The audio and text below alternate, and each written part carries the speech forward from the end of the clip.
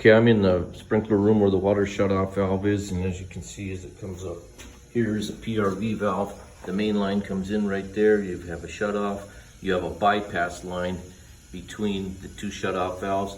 You have a PRV strainer, and then your backflow preventer. My technician turned the bypass valve right here off, which should be off. If your pressure reducing valve is working properly, that valve should not be on. It defeats the purpose of the pressure reducing valve. So that pressure reducing valve has failed because he turned that valve off thinking somebody turned it on by accident. That valve feeds into the main line, which feeds this building. That valve right there should never be on. The bypass valve for the system should be turned off. But this pressure reducing valve has obviously failed, and the only way for them to get water now is to turn on the bypass valve, which we will take no responsibility for. You have overpressure in this building turning this valve on.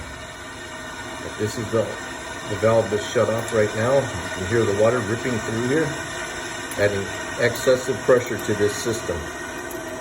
This valve should never be turned on except for when that PRV is being replaced, so you can continue to have water to the building.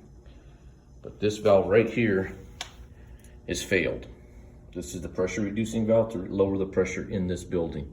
Right now, as you can see, we've bypassed it.